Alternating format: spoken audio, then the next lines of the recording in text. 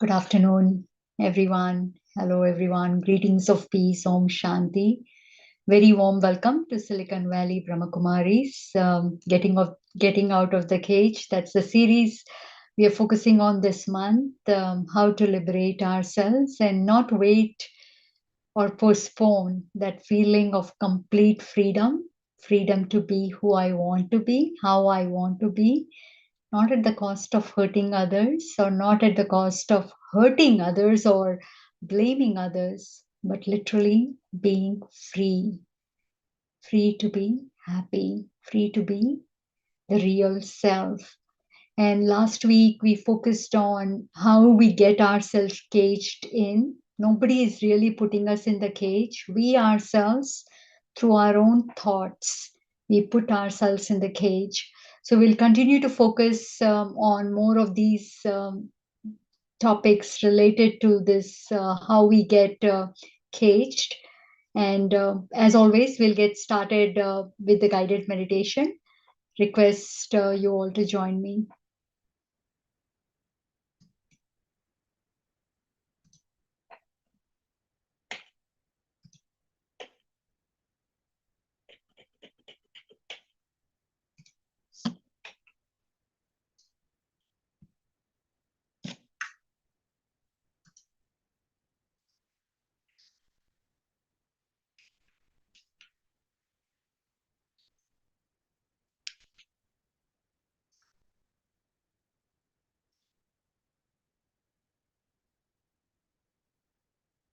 Take a comfortable posture. Loosen your muscles. Relax your body. And see if you can keep your back straight, head straight, feet on the ground, and body as still as possible.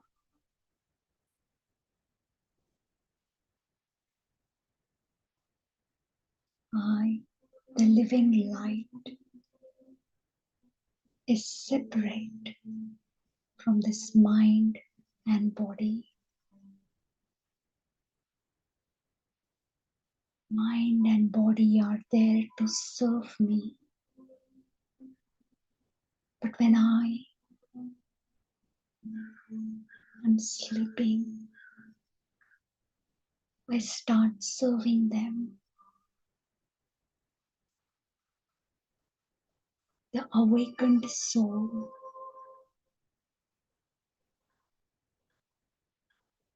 commands the mind and body.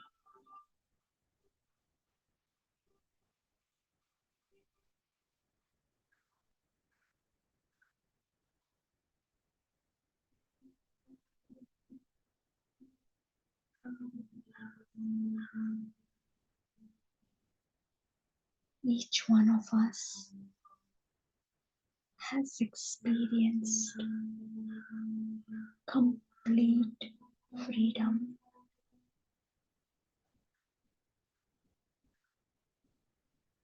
A space where one feels light.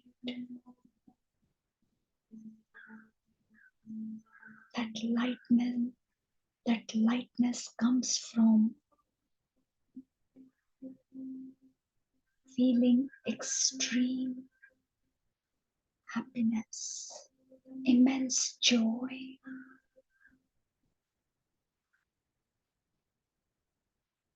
carefreeness, no worry about the future, no regret about the past, just a feeling of immense joy in the present.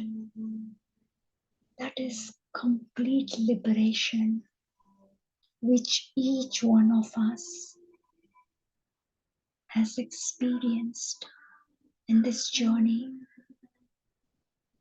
of life.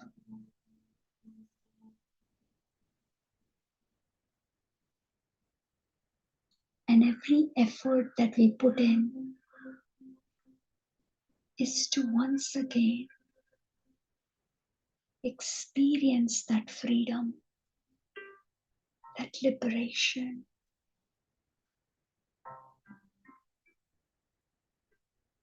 to be once again who I am meant to be.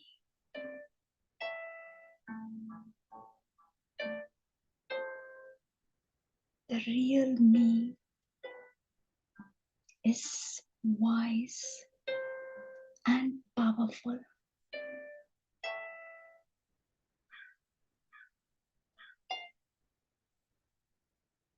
I know that I don't need anything, absolutely anything of this world to survive, to feel beautiful, to feel respect. The body needs a lot of things. The role needs respect and many other things.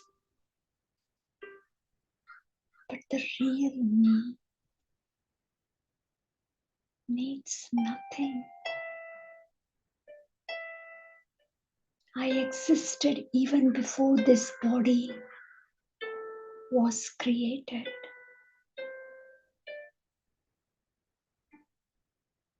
I've always been peace, love, and joy, even before these roles came into action.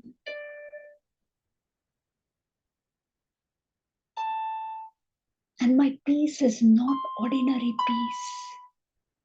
The peace that the role feels after finishing work.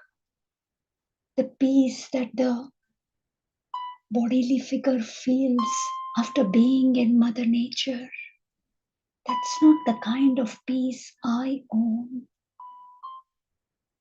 My peace is natural, uninterrupted.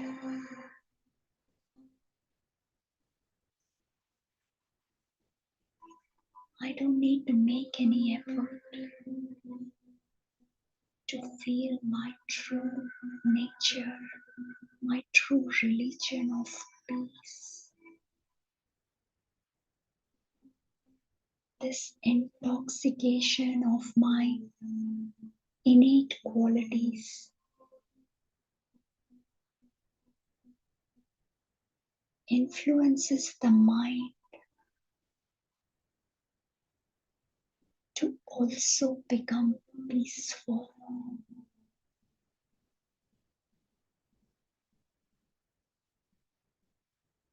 At this moment, the mind might be thinking of different things,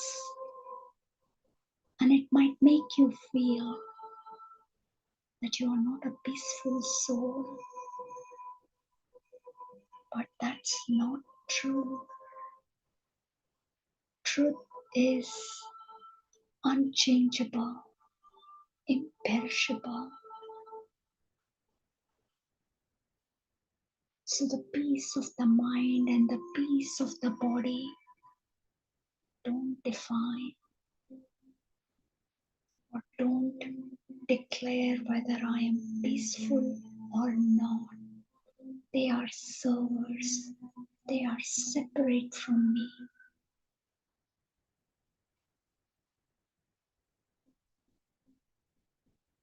Similarly, love is my language, my expression. It has no boundaries, no limits. For each being of this world, my love in the form of respect and regard is prevalent. Nobody needs to do anything to receive my love because love is my language. I don't know any other language.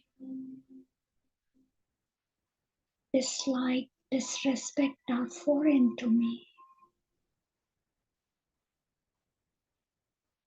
My natural way of being is love.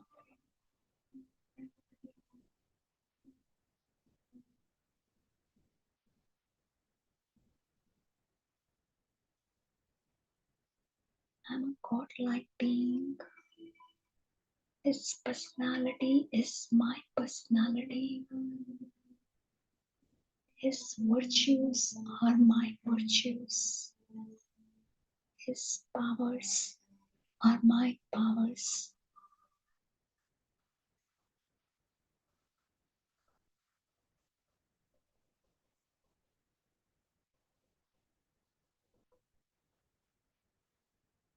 This is complete freedom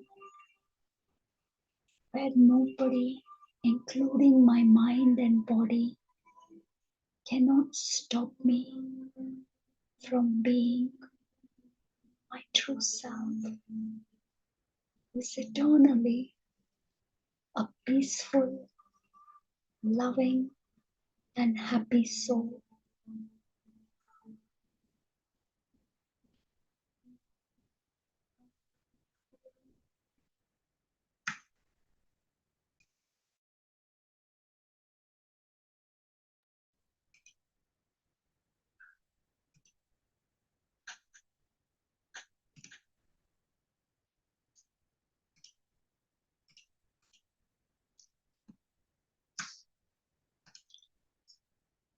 Warm welcome everyone to Getting Out of the Cage. Today's class we will focus on how did the self get caged, right? We saw why we get caged because we saw that how small things, right? Like feeling a little bit of security. It's kind of an easy method out. We walk ourselves into a cage and we feel this is better than being out there in the wide. So we will today understand how did the self get caged. So we saw last week that we got caged by putting this I and mine to limited identities, where we started thinking I am that position. That position could be whether you are a big person in the society, at work, or maybe in the religion front somewhere. Maybe you are big, so you're thinking that you are that position, or the connections you have, right? Maybe you're connected to the president or the prime minister or who knows, right? So that is the people or the possessions. I have a Rolls Roy or whatever that might be, the latest car. Um, Thinking about that and identifying yourself with anything that is limited is what gets us into the cage. The moment I make my identity small, and we will see how that identity is small, automatically it is a cage. That small identity means I am small. I am labeling myself as this small being who has these limits. Instead of being this unlimited being that I truly am, I put myself into the cage by falsely identifying myself. So this limited I and my mine is nothing but like, this maze that we get lost in. We get locked up in these small, small compartments thinking that is all who I am, which is not at all true. And majority of our identity is all based on this physical aspect or the physical dimension, which is very, very far away from who we really are. And absolutely, I'm so glad that I came to know who I am.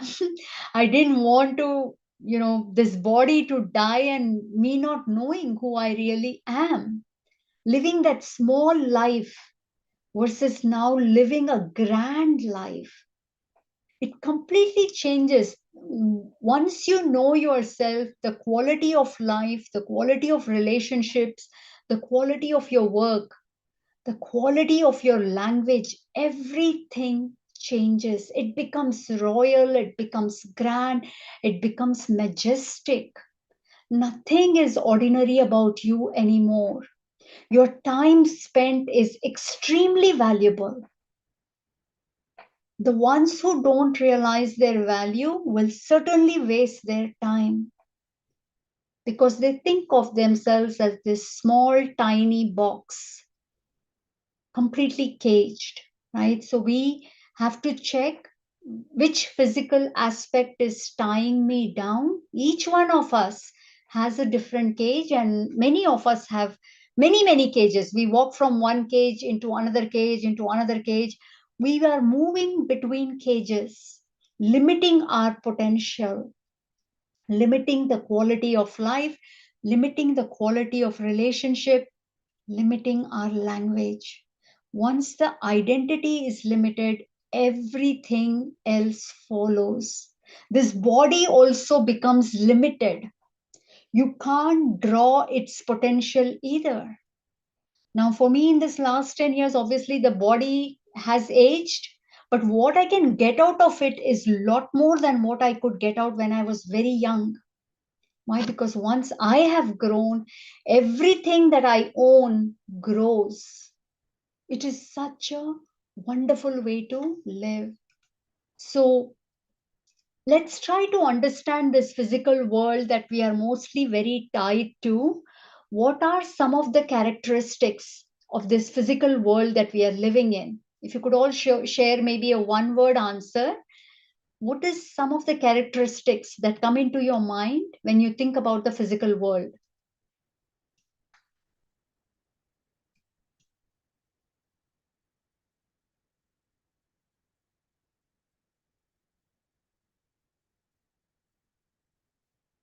Job, okay.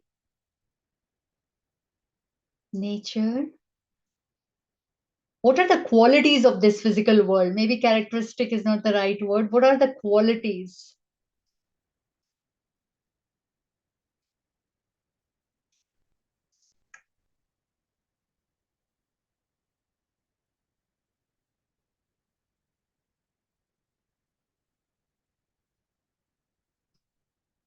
Weather, okay. Relationships, all right.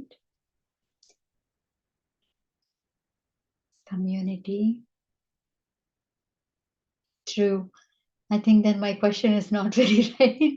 Past is already gone. Okay. Everything has an end, right? In this physical world, nothing is forever. And that is why past is already gone. Very nice. Business, rush, terrifying at times. Okay. So this is what I wanted, kind of like, what are the qualities of this physical world? Obviously, all the things that you mentioned, they are part of the physical world, whether it is the weather, relationships, community, all of this is part, responsibilities, yes, part of the physical world, indeed. But the quality of this physical world, very important to understand, there is the end to it. There is nothing in this physical world that is imperishable. Everything will perish, whether you buy a latest car or a young infant body or an aged body. Every body will perish, will become mud. It is changeable. We know that the weather constantly changes, the climate changes, day and night, constant change. The people around us, they are changing, their bodies are changing, our cells are changing, moods are changing. Everything is constantly changing. Uncertainty. You can't predict anything in this world. Well, there could be a good guess and that prediction could come out true, but you can't guarantee it. Uncertainty is expected. And then transient, very momentary. Everything is like so quick. Most of the people, the kind of joy that they experience is very transient these days. Eat an ice cream, feel good for some time, and then back to your sorrow self. Talk to someone, feel good for some time, and again back to being stressed. Every experience is very fleeting. Everything is very transient. Inequality is so prevalent in this physical world. There is absolutely no equality, whether you call it in the financial term, so many religions, so many languages, so many different ideas and beliefs. Even in one house, there is no equality. Kids feel parents are partial, their love is not equal. Parent feels for a different reason, there is no equality. Men and women, no equality. So these are the characteristics, duality. Today, you feel safe. Tomorrow, you might feel unsafe because there was a big robbery in the neighborhood. Today, you're feeling healthy. Tomorrow, your body might be so sick that you have to go for an urgent surgery. It is such a duality kind of life. Today, you're happy. Tomorrow, you'll be sad. Today, you're peaceful. Tomorrow, you'll be angry. You don't know. Today, you're rich. Tomorrow, you might be extremely poor. Nobody can say with guarantee that there is no way I will be poor, I'll always be rich. Nobody can say that. Duality. Extremes exist in this world. And we are living in this dimension as if this is the only place to be. Is this really a safe and secure place to be? We are not trying to be pessimistic here. It's just very important to understand the reality that we are living in. Even a simple tennis player will look at the weather, will look at the kind of court they're playing in. Is it a grass court, clay court, or a hard court? Who's the opponent? They try to understand all the dynamics so that they can win that game. Similarly, I am playing the game of life. I need to know what are the characteristics of this game. So if each one of us are thinking, this is it, this physical world is all that is there, this is where I belong, this is where I need to lead a happy life. How do you lead a happy life when this is the characteristics of this world? So when we identify ourselves incorrectly, we get very easily affected by praise or insult. And then that leads to a lot of insecurity. So if you look at everything that you identify yourself, suppose you identify yourself as a gender, female, that is very dear to you. I'm a female. You're very proud to be a female gender. There could be anybody who could come and tell you that, you are such a foolish gender, or you're a very weak gender, or you are the gender because of which this world is in trouble. Anybody can say whatever they want, or they can make you feel weak, or they can make you feel insulted because they don't want to give you everything because you are a different gender than them. And if I take it very personally, then my honor is not there. My way of feeling secure is not there. Many women don't feel secure. It doesn't mean men have it all good. There are so many places where there is bias for women and men have to struggle. This inequality that exists in our world is so prevalent. Now, suppose I identify myself as someone who is very kind, and somebody comes and tells me a story about their colleague who's extremely kind. And so far, this person has always been telling me, Meghna, you are kind. You're the kindest one I've seen. And now he's coming and telling me a story of someone else he knows who's very kind. If I feel insulted by it, it means I've taken this as a very personal thing. I identify myself as a kind person. I can't take it that somebody else is being called kinder than me, or somebody else who's kind exists. It's a threat to me. So these weak identities we have created. It could be, you identify yourself as a chef who cooks really well. And you've always gotten compliments, but one day nobody gives you any compliment. And end of the day, actually somebody comes and tells you, this dish could have used a little bit more salt. Now, if you're feeling insulted, means you had the identity, you were very attached to the identity of being a great chef. Nobody gave you compliment, you are hurt, you feel insulted. Worse, somebody came and gave you a little bit of a feedback, you feel even more insulted. everything, whatever identity you are attached to, whether you are attached to being a kind person or a chef or a parent or a gender or a religion, the way to test which identity I'm attached to is you will feel quickly you will take the praise or quickly you will get affected by the insult or a negative feedback. So that is why it is important to be aware what is that identity that I am attached to, because anything that you are attached to, it will be very personal for you. Suppose you're attached to your face. I have a beautiful face. I have a beautiful skin. And somebody comes and tells you your nose is very beautiful or your hair is very beautiful. Does it take you to the seventh heaven? And suppose nobody comes and tells you anything about your face. Do you feel sad? These are the cages we are creating, different identity cages. I'm this beautiful body, I'm this beautiful skin, I am the chef, I am the gender, I am the religion, I am this kind person. What is the identity that pushes your buttons? Either the buttons of sadness, the button of irritation, the button of frustration. It is clearly indicating that I am insecure. If I am having to prove my identity, it means I'm insecure.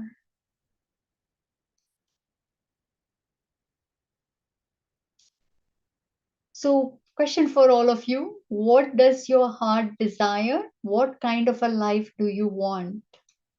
You had to say it in a word or two. What kind of a life do you want? What does your heart desire?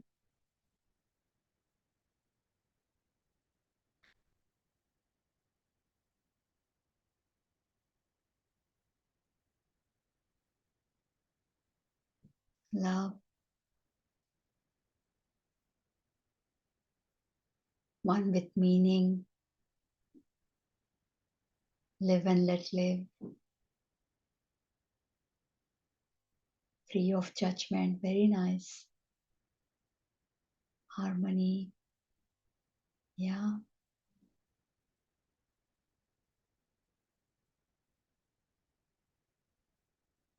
Love and be. Live to.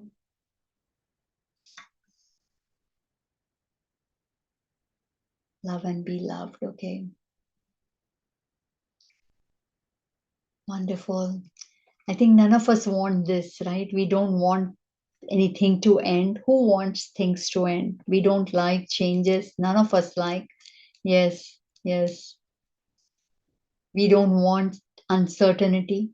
We don't like anything that is so fleeting and transient. We don't like, transient kind of personality or transient relationships, casual relationships. Nobody likes it. We don't like inequality. Even though we might be treating people unequally, we don't like it. Might not treat them equally, but we don't like it when we are treated unequally. Or the duality. Kabhi khushi, kabhi gum. Sometimes happiness, sometimes sorrows. We don't like that duality. Yes, tension free, peaceful. Life should be fair to all. Yes, we like that, right? So instead, we like imperishability. We like unchangeability. We like certainty. We like forever. We like equality. We like constant, same.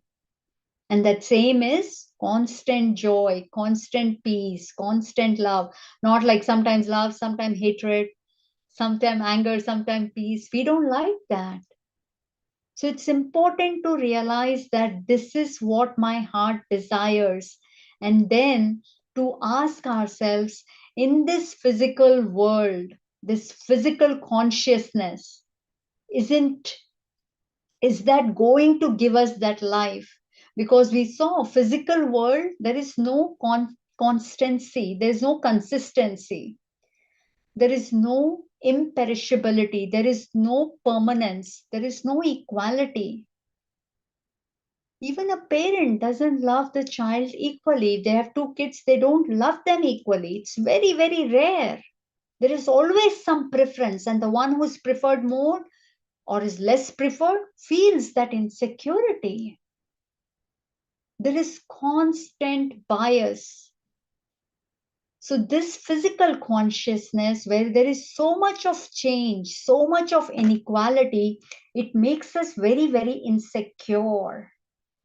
The self feels insecure living in this world. And if we are thinking this is the only world,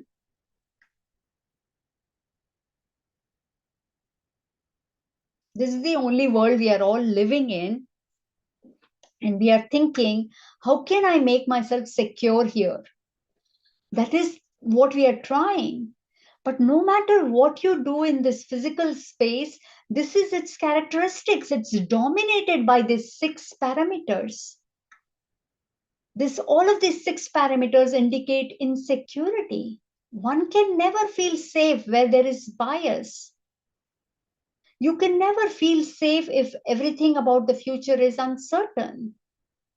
You can never feel safe if there is duality. Everyone has experienced this. Nobody can say, I've only from childhood to now, I've only experienced peace, I've only experienced love. Nobody can say that. So when there is this constant change, where there is no permanence, how can we feel secure? So what are we trying to do? We have to understand, because till we don't deeply understand this aspect of the physical world and living with that physical consciousness, matter consciousness, we need to understand that nothing of this world can make me feel secure. And we all want to be secure. Majority of our problems in this world are stemming out of insecurity. Why is Mother Nature being destroyed? Because the human race feels insecure. They feel they don't have enough for themselves. That insecurity in them has resulted in greed, destroying the planet. So there is a lot of insecurity, and this insecurity will not go away if I am living in that physical awareness only.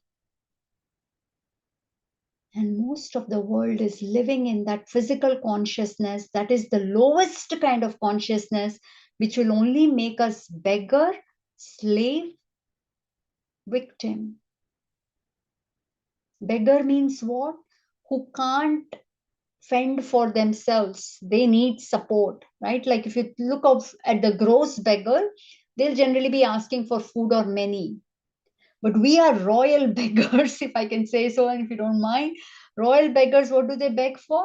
They beg for a little bit of peace, little bit of respect, little bit of joy, little bit of acknowledgement, little bit of do something for me, give me little attention. I'm lone, I'm a lonely person, nobody knows me, nobody cares about me. Give me little bit of something.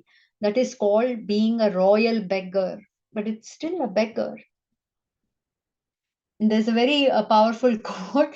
There are in some countries, and especially in India, there are a lot of beggars that sit outside the temple, because people who visit temple, they generally have some good feelings, so they tend to give money. So all the beggars sit outside. And there's a quote which says that we've seen beggars outside the temple and also inside the temple. Outside the temple, gross beggars. They're openly asking, begging. Inside the temple, royal people come there and they beg in front of God. God, please take care of my business. God, please give me some job. God, please take care of this relationship. God, please fix my body.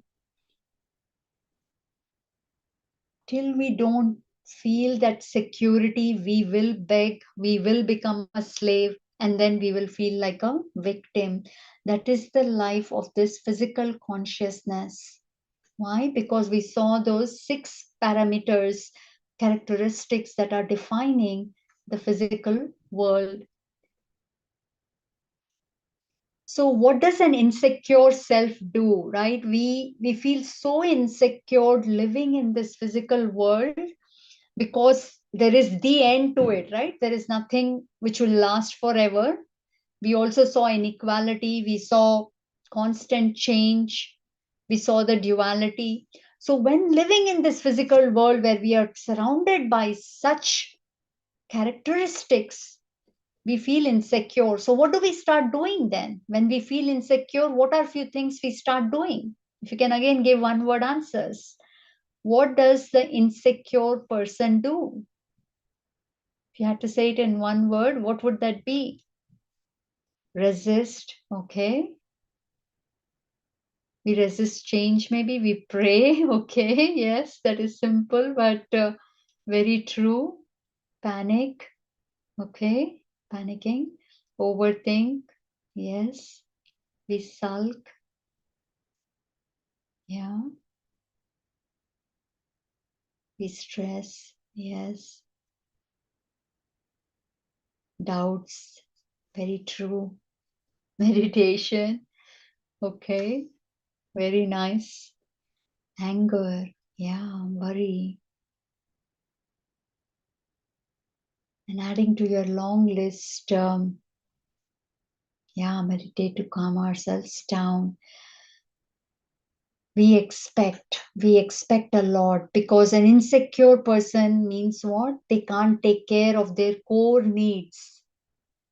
Like we saw, if an animal is caged, that animal cannot fend for themselves, right? They have to rely upon someone to get them food, to get them water, because the animal is caged. So its core needs, it needs support, it starts expecting. Similarly, when I say I can't meet my core needs, suppose I was locked up in a house for whatever reason, then I will also expect someone to get me some grains or something or the other so that I can cook, or get me some food. I will also start expecting. And even worse is, we have these subtle cages where we expect things to happen so that I can be happy. We expect others to do the work so that I can then be happy. My core need, soul's core need is peace, love, joy, power, wisdom. That's the core need. And if I can't meet it on myself, why? Because I've put my identity to be this tiny one. I am this body, I am this role, I am this religion, I am this beauty. So I, the beautiful face, can't feel beautiful till 10 people come and say, Meghna, your face is so beautiful. And if I think I am that gender, then they have to come and praise me the gender. So I expect. And then we also start controlling. We start, man, I want. So we will try to control others. Like suppose I am someone who's very, very punctual. And in the house, maybe most of the people don't care so much about punctuality. I'll start controlling them. I'll start reminding them from one day before, hey, tomorrow we have to leave at 9 a.m. You all better get up, get up, get up. And then even after they've woken up, I'll be constantly trying to control them to, hey, we have to be out by 8:45. Control.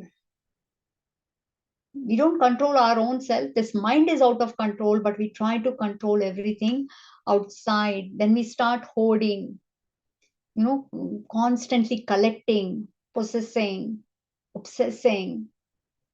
We already have a lot, but we want more and more and more, thinking more of this will make me more secure. We start hoarding, and then there is a lot of attachment to different kinds of things. Could be attachment to, okay, if I wear this, then my face becomes more beautiful. If I wear this, if I do this, then I will be a better chef. Or if I, so different kinds of things we start getting attached to.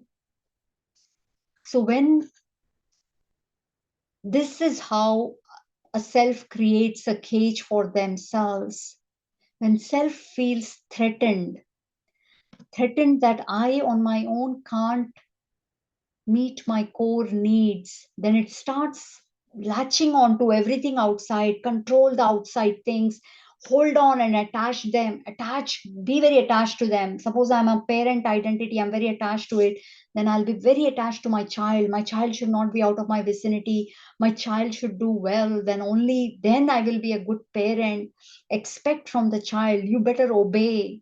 That's when I'll be a good parent. Obedient kids this parent has means this parent is very good.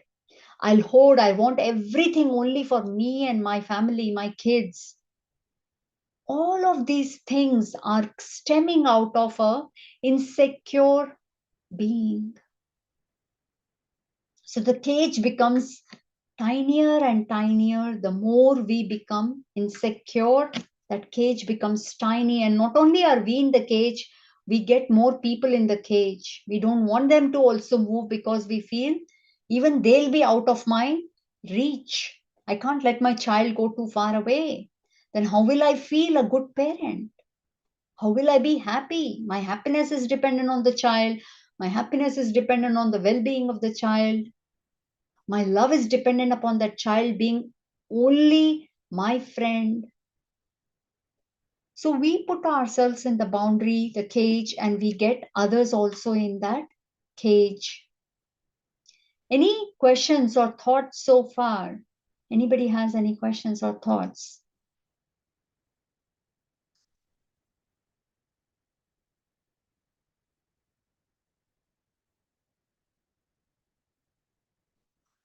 All right.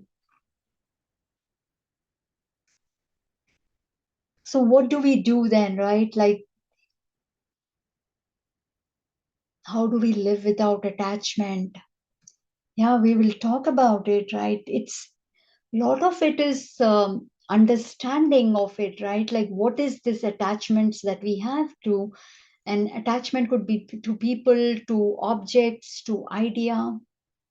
Could be attachment to anything. Could be to the job. Could be to the gender. We are attached to so many things because the one who understands that attachment will only generate fear. And where there is fear, there is no love. It is selfish love. Fear about losing something means what? I'm caring about myself. I'm thinking about myself.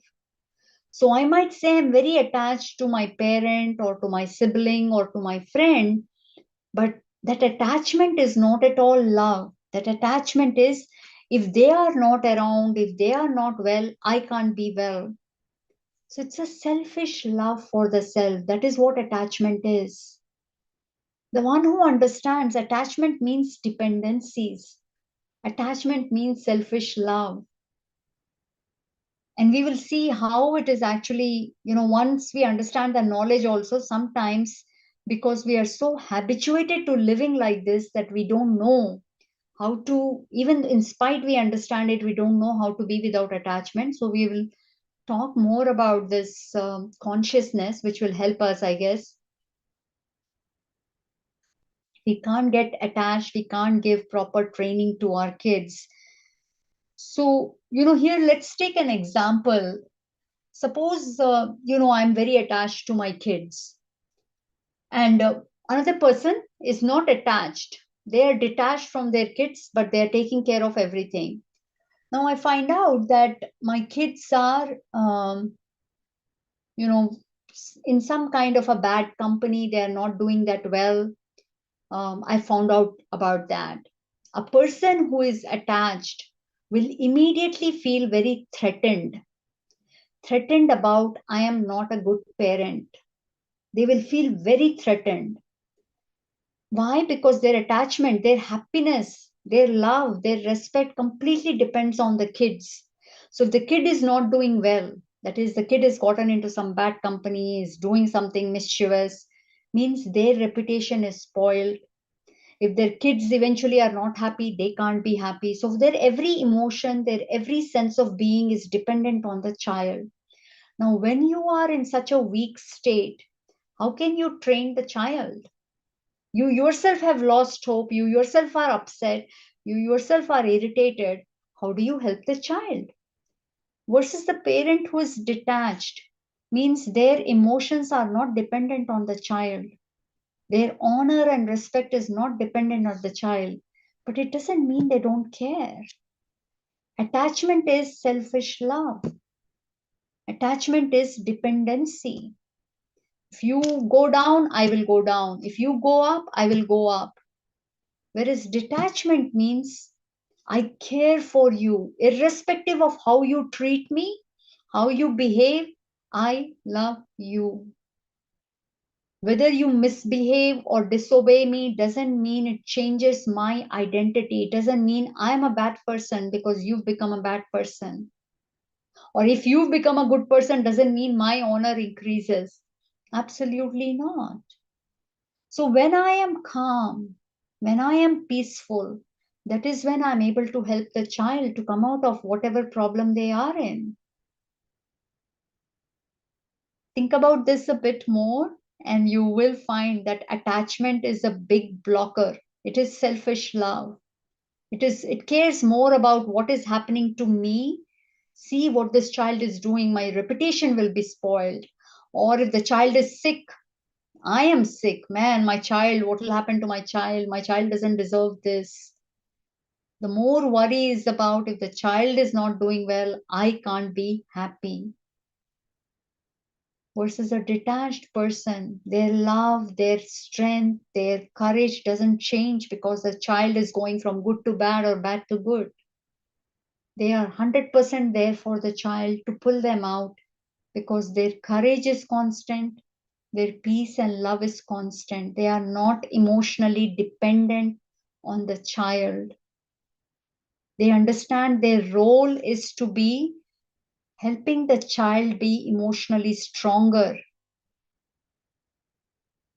not to eat out of child's emotions. Oh, child is doing so well, let me also be very happy. Oh, my child did something bad, they've gone down, I also have to go down. I love the child, no, whatever the child feels, I feel. Life not attached to anything, anyone can be very mechanical, right? Absolutely not. Once you know your truth, now, not being attached doesn't mean I don't collaborate, I don't work with people together, I don't live in a society, I don't live in a family. Attachment basically means that your state of being affects me. If you are going through a sickness, I will be sad. If you are misbehaving with me, I will be angry. If you neglect me, I will feel depression. This is called attachment. Versus love means you might be having a rough day. Or as a parent, you are behaving rudely with me, nothing to do with my respect. But because I'm playing the role of a parent, I'll come and guide you. I'll come and tell you what you should do and not do. But your behavior has nothing to do with my emotions.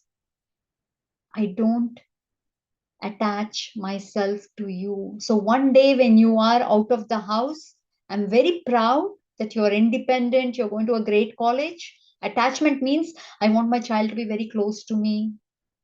Even if it means they're not going to the greatest college, it's okay. This also is a decent college, at least they'll be close to me.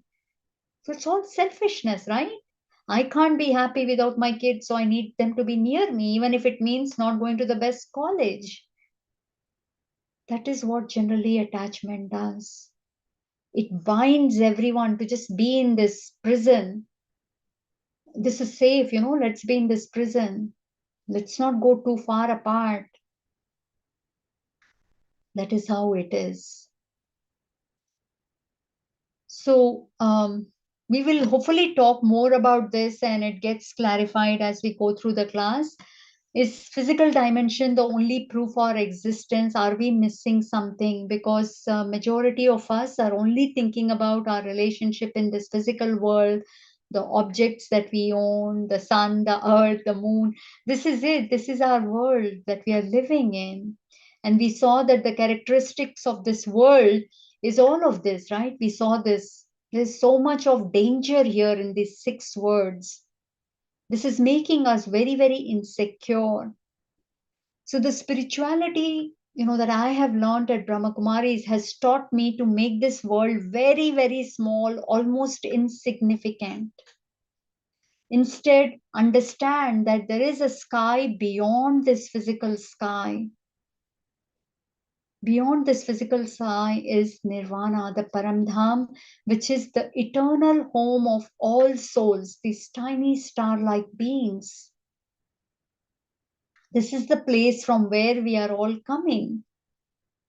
This matter consciousness is making us very insecure, and that insecure being, as we saw, is becoming very greedy, very attached, is expecting, demanding, begging, requesting, feeling like a victim.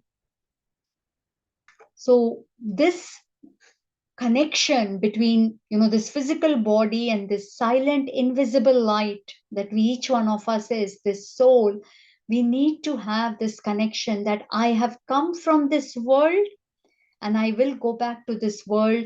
This is just a temporary world. And a lot of people say, just think of yourself as an invisible traveler that is passing through. It's just coming and going, coming and going. This is not my permanent home. That awareness, that elevated consciousness frees the soul. Why? Because this consciousness, there is consistency, there is constant feelings, there is certainty. Why? Because each soul is eternal and imperishable. Soul never dies. Soul's quality, soul's nature never changes. It is only through knowledge, when we awaken that this is not who I am, this body, the family role that I am playing, the role that I'm playing at work, the gender, the religion, none of it is me. See, truth is permanent. It is forever. Whereas the religion of even my name is not permanent, right? When I leave this body perishes, the name Meghna perishes, the education Meghna had perishes, the religion, every relationship will perish. So there is no truth in it. It's all falsehood. It's very temporary. It's very transient. And that is what scares us. And all we see is inequality here, duality here. So this makes us very insecure. So it's important every day to visit our eternal home. In fact, we are asked, just be there. Through your consciousness, always be there. You're coming from there. Not only soul is immortal, it's every quality. Like God is always called the ocean of peace, ocean of love. No one will say ocean of anger is who God is, ocean of hatred is who God is. Nobody will say that. He is ocean of love, ocean of joy. That's his quality. And every soul, their true nature is that. But because we've been living in this matter world, we now think this is what is my nature. How can we not have desires? This desire leads to greed. Suppose, I wanted 1 million as a target. I wanted at least 1 million. I earned 1 million. Now I want 10 millions. Then I want 100 millions. Then I want a billion and a 10 billion. There is no end to it. And the more I am creating desire, the more empty I feel. This is how the nature of the physical world is. It causes us to be very attached. My security, I can be happy only when you, my child, are around me. I can be happy when you, my parents, are safe. I am happy only when I have my job. I'm happy only when I have this cup in which I can have my coffee. I'm very attached to the idea of women being liberated. Nobody should treat women like this. I'm very attached to it. The moment someone says against women, I feel insulted, irritated. So attachment leads to fear. Fear of someone taking away that object of attachment. Could be a person I'm attached to. Somebody could kill my idea. Somebody could destroy the object, the coffee mug I love, or the house I love. Somebody could destroy. Mother Nature could destroy my house. I will hate Mother Nature then. So attachment leads to fear, constant fear. What if I lose it? What if I lose it? Because my core need is dependent on it, no?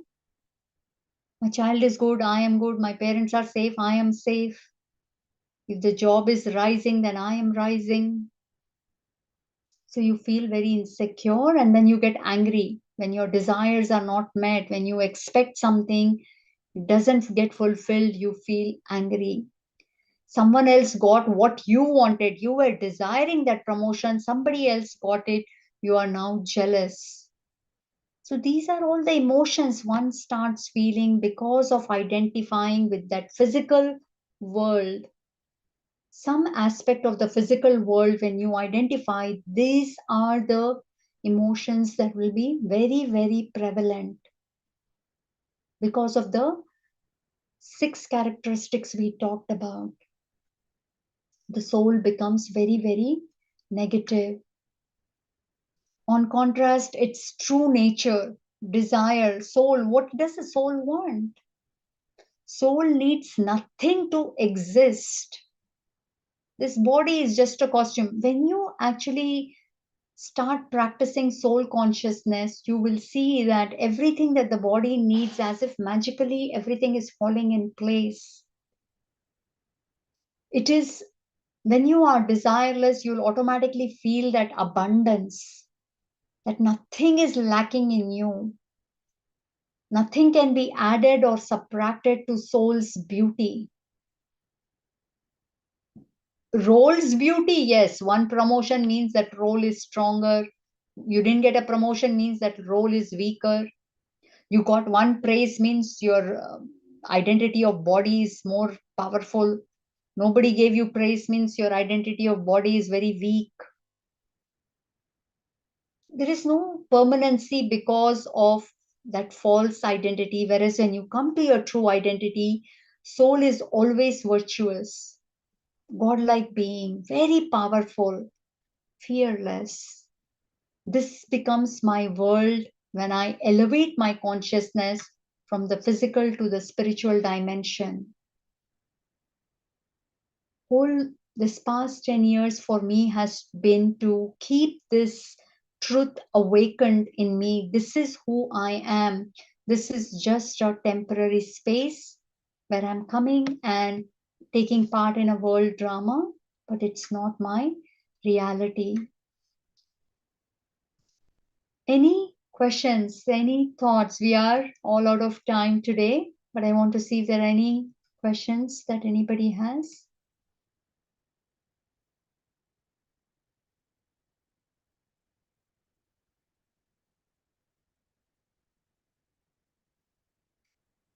Why it is difficult to get detached? It's because we don't have a security, right? We don't feel secure. These identities are false identities. If I, we've taken so many examples. Let's take the identity of someone at work, right? Suppose you are a manager. When will the manager feel secure? When all the reportees feel that the manager is great, when all the reportees perform well, when the manager gets recognized, that's when that manager will feel secure. So because they are not feeling secure, they get attached to their ideas, they get attached to their team. Nobody should call my team bad. They'll start defending. All the good projects should come to my team. It's not mostly because that manager loves their reportee. It's more about that weak identity. So that's why, we get very attached.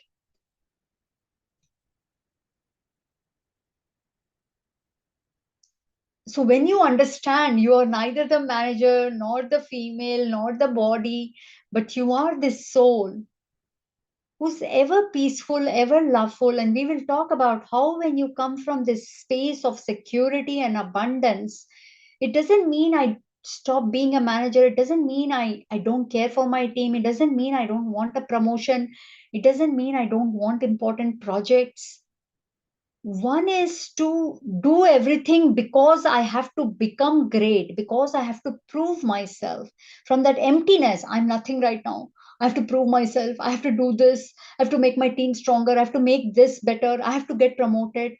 Come from that space of insecurity and emptiness versus I, the soul, is already a king of kings, a godlike being.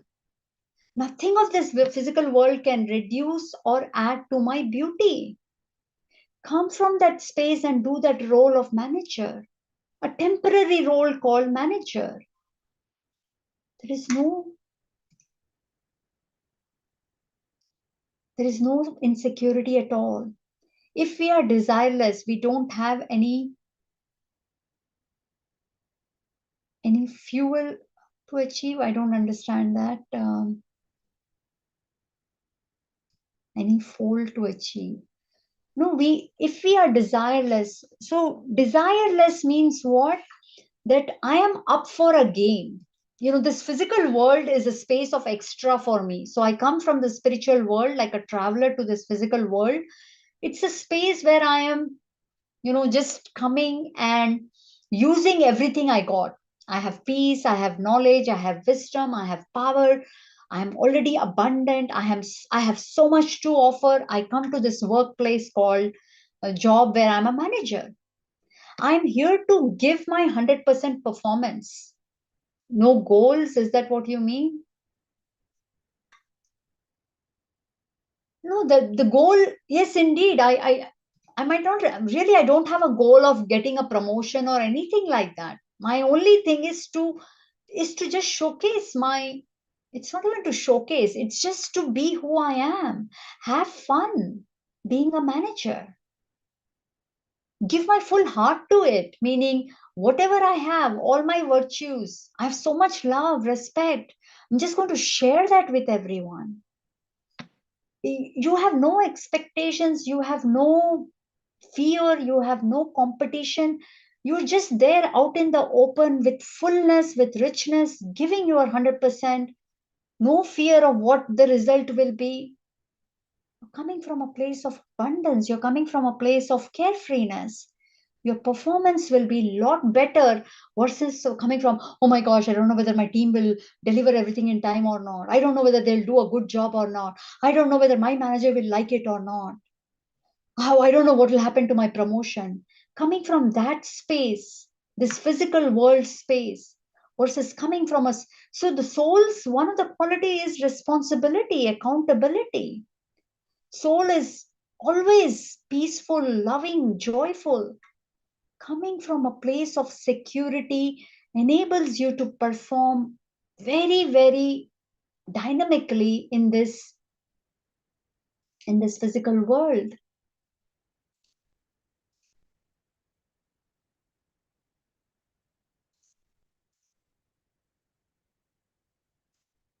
That is what the difference is.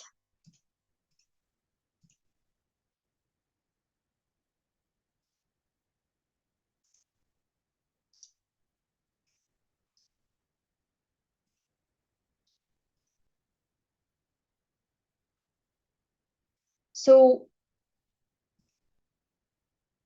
this, I would encourage all of you to think about this, like, because we've been using only this method, we feel, oh, if we become all very spiritual, I will not have any desire, any goal. No, those, see, desire is one thing where, expectation, that my expectation is I, the manager, will be famous, I, the manager, will be respected when this XYZ happens. That is expectation. Versus ambition is what my team needs to achieve this goal by so and so time. These two are different. They're not the same. We are coupling all of these together. My emotions are getting coupled with with the outcome, with the path. We are trying to separate it out that the soul doesn't need anything. Respect. God loves me eternally. He looks at me with a lot of respect and regard. Coming from that space of security, of understanding I'm a God's child.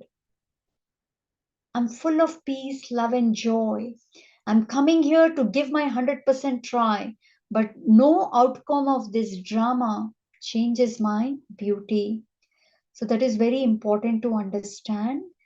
That is when we feel that security. All right, we will continue our discussions next week. If you have a minute, please stay back for a short meditation.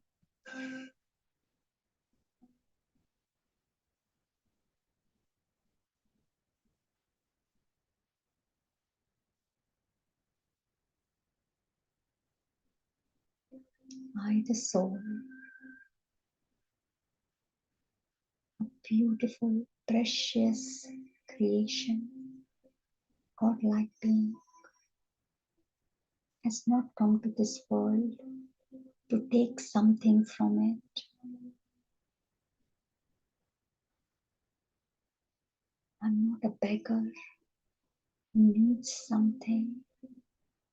I'm a royal prince, an eternally graceful being who's come to express his inner richness, to participate in this world drama by giving everything that it has. This physical world has nothing to offer me. It is a place for me to come and express my godlike beauty. What can this world give me? It is made out of matter, molecules. I, the being, doesn't need to prove myself. Truth reveals itself at the right time, at the right place, on its own. I don't need any rewards and recognition to feel beautiful. I'm not a dependent of rewards and recognition. God's love is more than enough. I'm a pure being. Thank you everyone for joining me today. Hope you all have a beautiful day ahead and a beautiful week. See you all next week at the same time. Om Shanti, everyone.